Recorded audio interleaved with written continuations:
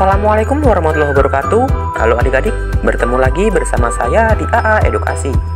Pada video kali ini kita akan sama-sama mempelajari materi ilmu pengetahuan alam pada bab 1 Sistem Organisasi Kehidupan Makhluk Hidup. Dalam submateri Jaringan-jaringan pada manusia dan hewan. Bagi kamu yang baru bergabung dengan AA Edukasi, mari kita sama-sama support channel ini dengan mengklik like, share, subscribe, dan komen bila ada yang kalian ingin tanyakan. Dan jangan lupa untuk mengaktifkan notifikasi loncengnya agar kalian tidak ketinggalan video-video terbaru dari kami. Oke, kita bahas jaringan-jaringan pada manusia dan hewan. Setiap sel atau organisme memiliki ukuran yang bervariasi. Ukuran sel mencerminkan fungsi yang dilakukan oleh sel bersangkutan.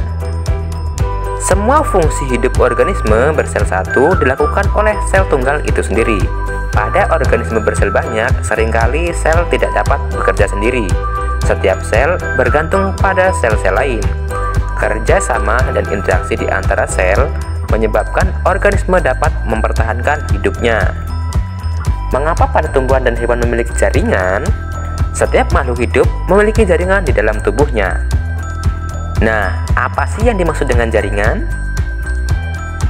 Jaringan merupakan kumpulan sel yang mempunyai suatu bentuk dan struktur yang sama dengan fungsi yang berbeda. Jaringan pada hewan hampir sama dengan jaringan yang ada pada manusia. Jaringan pada hewan terdiri dari 4 kelompok, yaitu jaringan epitel, jaringan pengikat atau penyokong, jaringan otot, dan jaringan saraf. Perhatikan gambar di bawah ini.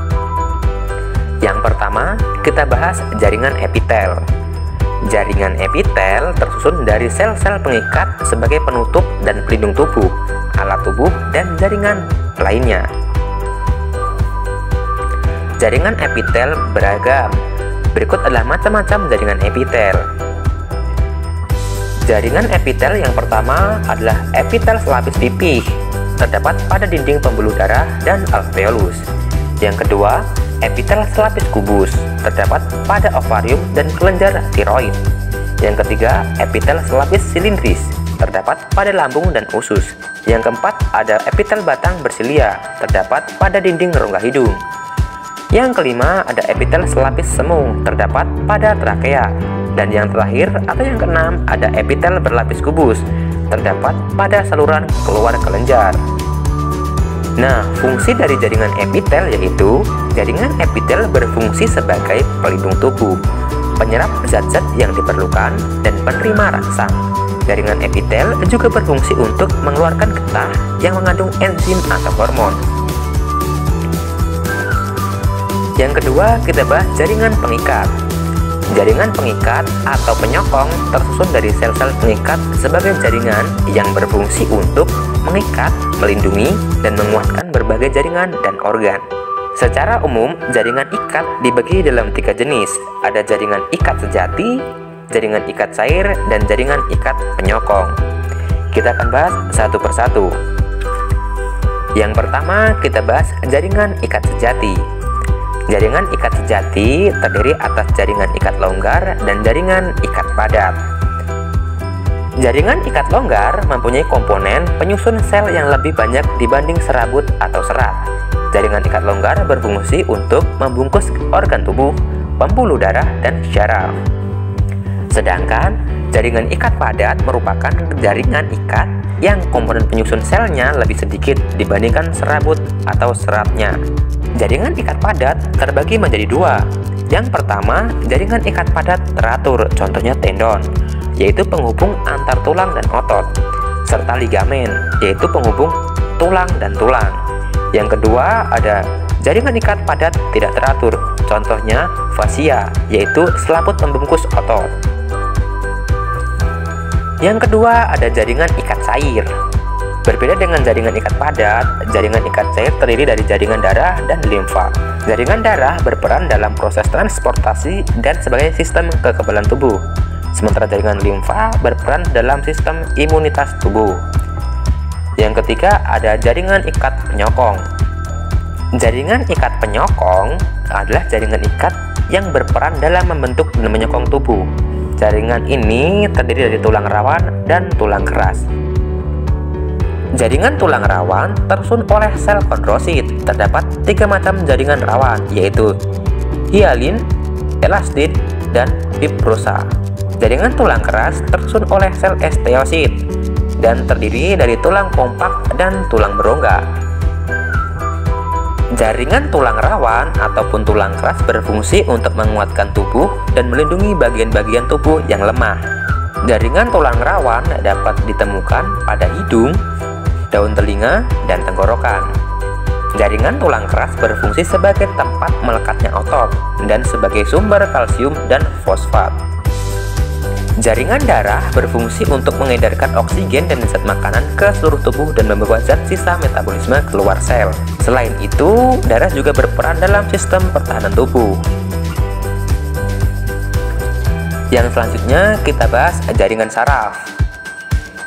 Jaringan saraf tersusun oleh sel-sel saraf.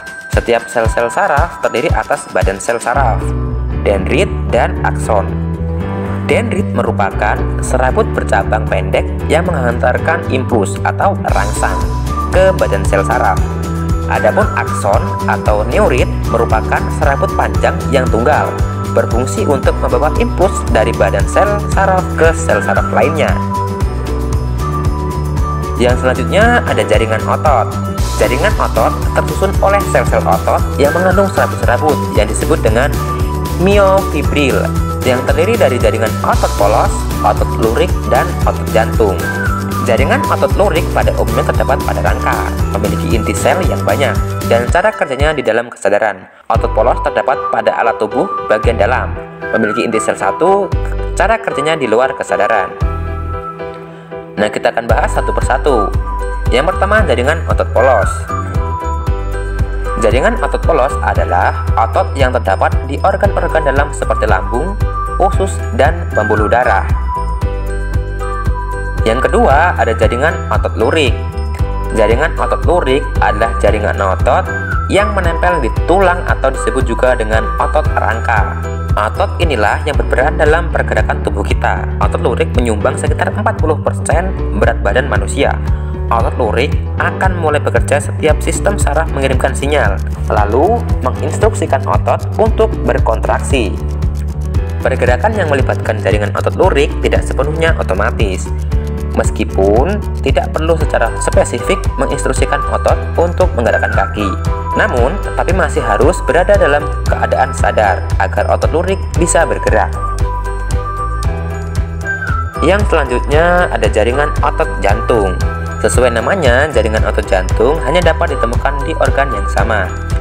Fungsi utama dari otot jantung adalah untuk memompa darah dari dan menuju jantung.